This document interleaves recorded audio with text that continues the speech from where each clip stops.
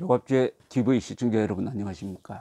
5월 3일 새벽 12시 41분입니다. 판문점의 문재인 김정은 회담, 거기서 나온 선언문에 대한 각계각층의 전문가들이 각기 의견을 발표를 하고 있습니다. 그 전문가들의 의견을 종합을 하면은 이번 문김 회담에서는 북한의 완전한 핵 폐기에 대한 약속이 없었다. 트럼프와 김정은이 만나본 다음에 비로소 북한의 진정한 의도를 알 수 있을 것이다. 현재로는 북한이 완전한 핵 폐기를 할 가능성은 낮다. 이렇게 집약이 됩니다. RFA, 미국 정부가 운영하는 자유아시아 방송의 목용재 기자라는 사람이 태영호 전 북한 공사를 인터뷰를 했습니다. 태영호 전 공사는 북한 외무성의 간부 출신으로 영국에서 공사로 일하다가 가족과 함께 탈출해서 지금 한국에 와 있습니다. 북한의 외무성 엘리트죠. 이분이 보는 이번 문김 회담의 내용에 대한 논평이 아주 독특합니다. 역시 북한 정권 내부에서 오랫동안 본 사람의 의견이니까 이 한국이나 미국에서 보는 전문가들의 생각과는 다른 것이고 그만큼 가치가 있다고 생각합니다. 그래서 소개를 해드리겠습니다. 태영호 씨는 이렇게 이야기합니다. 김 위원장이 왜 육성연설에서 비핵화를 언급하지 않았는지 궁금해하는 사람들이 많은데요. 김 위원장은 나는 핵을 만든 핵보유국의 지도자다 라는 생각을 하고 있기 때문에 비핵화 문제는 북한과 또 다른 핵보유국인 미국 사이에 논의해야 할 문제라고 인식하고 있습니다. 그렇기 때문에 핵을 가지고 있지 않은 한국 지도자와 비핵화 문제를 논하는 것은 격에 맞지 않다고 생각할 겁니다. 김 위원장은 미국 정상회담 개최 자체를 목표로 삼고 있습니다. 북한은 도널드 트럼프 미국 대통령과의 만남 자체를 외교적 승리로 간주할 겁니다. 미국은 이미 북한이란 국가를 악마로 규정했습니다. 악마로 규정해 놓은 북한 지도자를 트럼프 대통령이 만난다는 것은 북한으로서는 우리는 정상국가다라는 점을 전 세계에 보여줄 수 있는 기회입니다. 김일성, 김정일은 미국 대통령과 단 한 번이라도 만나서 악수하는 장면을 연출해 보려고 대단히 많은 신경을 썼습니다. 그런데 이루어지지 못했죠. 김정은이 이룬다면 국내 선전용으로 크게 활용될 것입니다. 이 기자가 북한이 북부 핵실험장을 폐기할 때 국제사회의 전문가와 언론을 초청할 것이라는 방침도 밝혔습니다. 북한의 의도는 무엇이라고 보십니까? 이렇게 물었더니 태영호 씨는 김 위원장은 지금까지 개발해 놓은 핵을 끝까지 갖고 있을 방법을 고심하고 있을 겁니다. 이것이 가장 큰 관심사입니다. 핵무기만 가지고 있다면 나머지는 다 버릴 수 있다. 는 것이 김 위원장의 생각일 겁니다. 북한의 입장에서 핵실험장은 과거입니다. 앞으로 북한이 대륙간 탄도미사일 능력까지 갖추는 것은 미래고요. 최근 북한은 미래의 목표를 달성하기는 불가능하다는 점을 깨달았습니다. 국제사회의 고강도 대북 제재가 이루어지고 있기 때문이죠. 이에 김 위원장은 현 시점에서 미래와 과거는 대담하게 포기하겠지만 현재 가지고 있는 것은 끝까지 가지고 가겠다는 입장일 것입니다.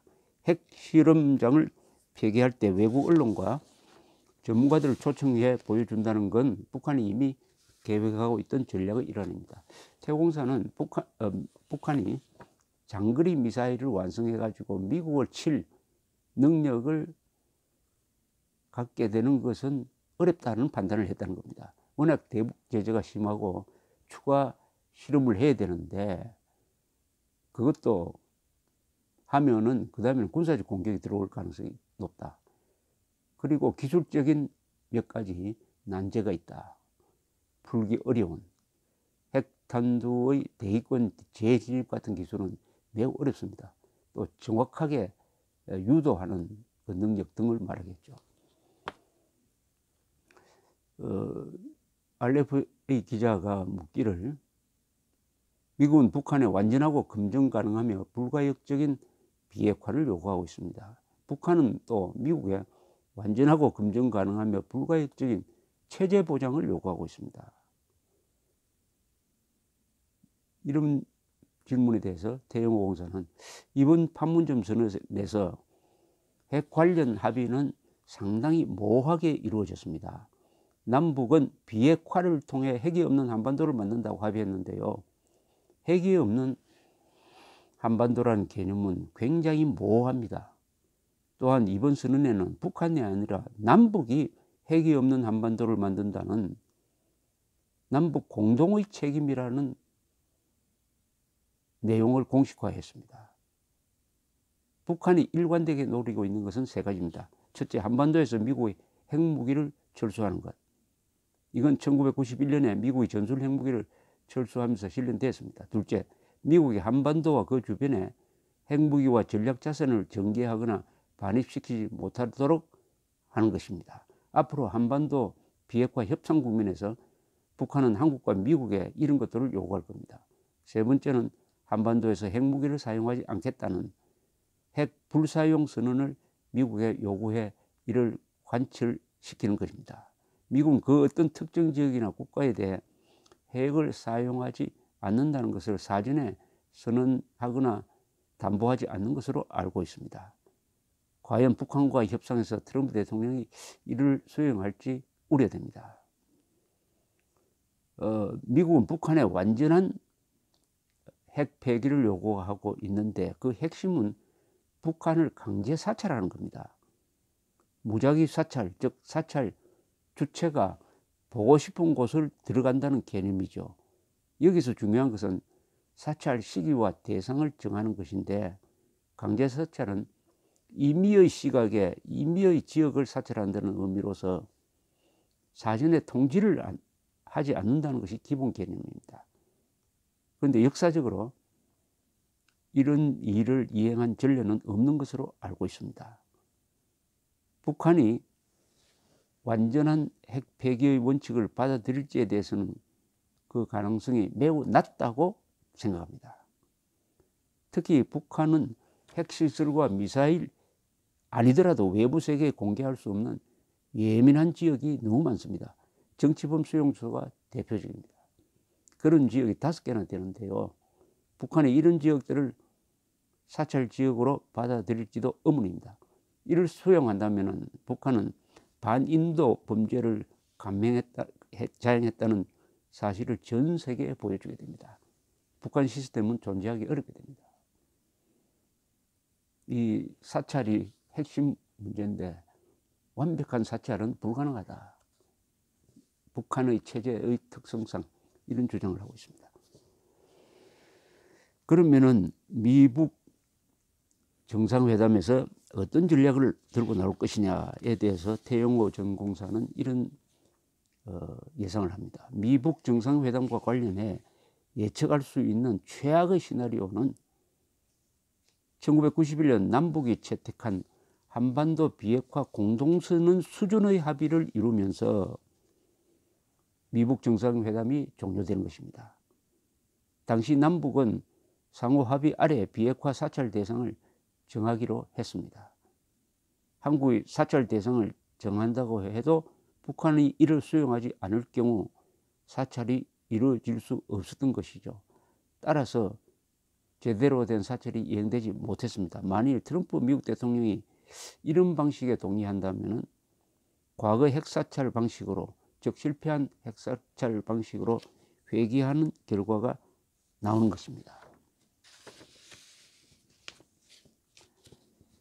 김 위원장은 미북 정상회담에서 본인은 정상적인 사람이고 북한은 정상국가라는 이미지를 연출하려고 할 것입니다. 김 위원장은 핵만 가질 수만 있다면 많은 문제들에 있어서 양보할 것입니다. 그러면은 트럼프는 대단히 큰 외교적 성과를 이룰 것입니다. 미국인 억류자들을 모두 석방할 가능성도 상당히 큽니다. 북한이 완전한 핵 폐기를 거부한다면 트럼프 대통령은 협상장을 박차고 나올 것이라고 공언한 바 있는데 과연 그렇게 할 수 있느냐 이렇게 물었더니 태영호 공사는 그렇게 된다면 북한은 전 세계에 이렇게 말하겠죠. 우리는 진정으로 핵 폐기를 위해 노력했다. 미국 요구 조건도 다 받아들일 준비가 돼 있었지만 미국이 너무 무리한 요구를 내세웠다는 식으로 빠져나갈 것입니다. 국제사회의 동정을 끌어내려 할 것입니다. 그러니까 트럼프가 말하듯이 막상 회담을 깨고 나가기가 어렵다. 현실적으로는 어렵다. 이런 이야기입니다.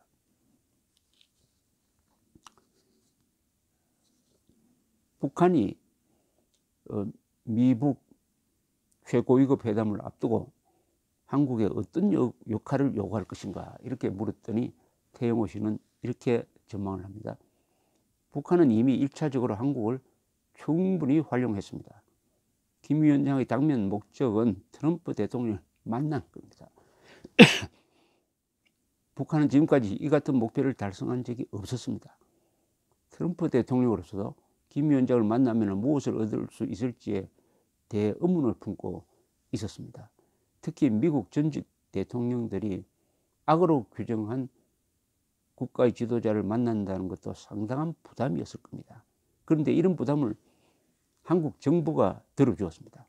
한국 정부가 길잡이가 되어서 남북 최고위급 회담을 하고 김 위원장이 악마가 남북 회담을 하고 김 위원장이 악마가 아니라는 것을 보여주는 겁니다. 미북 회담도 미국이 먼저 하자고 한 것은 아닙니다. 문재인 대통령이 김 위원장의 손을 잡고 트럼프 대통령 앞에까지 데리고 온 것이라 다름없죠. 김 위원장으로서는 트럼프 대통령을 만나기 위해 남북 최고위급 회담이 필요했을 겁니다. 이를 통해 자신의 이미지를 개선했습니다.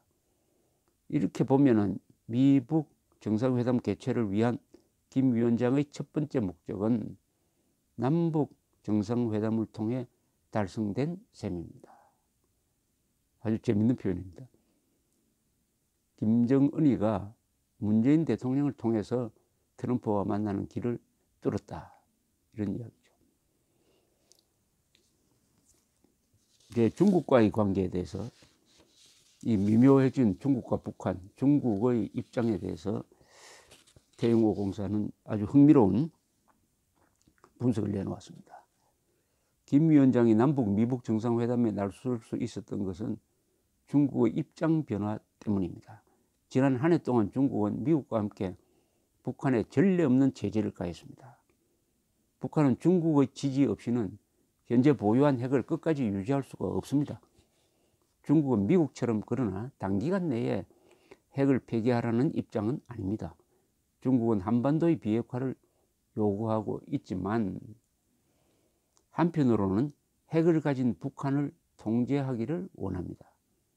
그런데 지난 한 해 동안 북한은 중국의 통제 범위 밖으로 벗어나 버렸습니다. 그래서 중국이 압력을 가한 겁니다. 이번에 김정일이 시진핑 주석에게 중국과 전략적 소통을 강화하겠다고 했는데 이는 중국의 말을 잘 듣겠으니 도와달라는 의미로 해석됩니다. 중국 입장에서는 이 같은 북한의 입장을 수용하면서 필요한 것을 북한에 제공할 것으로 보입니다. 국제사회에 공개된 바는 없지만 중국이 상당한 규모의 대북 지원을 재개할 것으로 전망합니다. 이렇게 되면 김 위원장 입장에서는 트럼프와의 회담이 성공해도 좋고 실패해도 괜찮은 것이 되는 겁니다. 적어도 현재 북한은 대북 제재 국면에서 가장 큰 역할을 하고 있던 중국이라는 큰 산을 절반 정도 허물었다고 평가하고 있을 겁니다. 이미 대북 제재의 가장 큰 역할을 하던 중국을 상당 부분 무력화시키고 있다, 이런 이야기죠. 중국 정부와 당의 목표는 한반도의 비핵화입니다. 즉 적극적인 북한의 비핵화는 아닙니다. 다시 말하면 중국은 북한의 핵무기를 이용해서 동북아시아 전략을 실현하려는 목표를 가지고 있습니다. 핵심은 미국의 핵 전략 자산을 중국으로부터 좀 더 멀리 밀어내는 것입니다. 여기에 북한 핵 문제를 이용하는 것이죠. 이런 부분에서 북중 간 전략은 일맥상통합니다. 즉 중국은 북한의 핵무기를 이용을 해가지고 한반도 비핵화라는 개념을 추진해가지고 미국의 핵 전략 자산, 항공모함, 그 다음에 폭격기, 전술핵, 잠수함, 이런 것들이 한반도 주변에 접근하지 못하도록 멀리 밀어내는, 그런데 북한을 이용하고, 그런 점에서는 북한과 중국이 전략적으로 협조할 부분이 있다, 이런 뜻입니다. 그러나 태영호 공사는 북한은 시장 경제가 확대되는 걸로 해가지고 위기에서 완전히 벗어나기는 어려울 것이다, 이렇게 전망을 합니다. 북한의 기존 경제 운영 방식으로는 경제를 회생시킬 수 없습니다. 북한 당국이 경제적인 문제를 해결하지 못하면 체제 유지도 어렵습니다. 북한은 앞으로 시장과 같은 자본주의 요소를 확대하고 한국, 중국과의 경제 교류를 활성화하여 경제를 회생시킬 수밖에 없습니다. 이 때문에 북한 당국은 지금부터 주민들을 엄격히 통제할 필요가 있습니다. 주민들에 대한 엄격한 통제 없이 외부 투자를 받아들이고 경제 교류를 시작하면 북한 체제도 과거 동유럽처럼 무너질 겁니다. 그래서 북한 당국은 지금부터 미리 주민들에게 관리와 통제를 강화하고 있는 것입니다. 이것이 태영호 공사가 보는 트럼프 김정은 회담에 대한, 또 그 이후에 대한 전망입니다. 특히 중국의 역할에 대한 요점 정리가 아주 핵심을 찌르고 있다고 생각됩니다. 벌써 중국이 북한에 대한 대북 제재를 완화하고 있을 것이다. 그렇게 되면 북한을 코너로 몰았던 트럼프의 전략이 이제 어긋나는 것이 되죠. 그만큼 북한이 숨을 돌리게 되는 것이죠. 그렇게 만든 사람이 누구냐? 제가 보기에는 문재인 대통령이 개입하는 바람에 북한이 탈출로를 잡았다. 제재를 몇 년 동안 더 계속했더라면 김정은은 확실히 핵을 포기하고 강제 수용소도 없애는 그런 양보를 하고 나왔지 않을까. 너무 빨리 문재인 대통령이 들어서 탈출로를 열어주었는데, 이게 탈출로를 열어준 정도가 아니라 이걸 계기로 해가지고 북한 노동당 정권이 대남 공산화 전략을 강화할 때 이것은 판도라의 상자를 여는 것이다. 동북아의 판도라 상자를 열어 젖혀버리면은 그 와중에서 핵이 없는 한국이 집중적으로 희생될 가능성이 있다. 판도라 상자를 여는 사람이 판도라 상자를 다시 닫을 힘이 없으면은 그때부터는 통제불능이 되고, 핵을 가진 나라 사이에 끼어 있는 유일하게 핵이 없는 한국의 운명은 위기에 처할 것이다. 이렇게 들립니다. 감사합니다.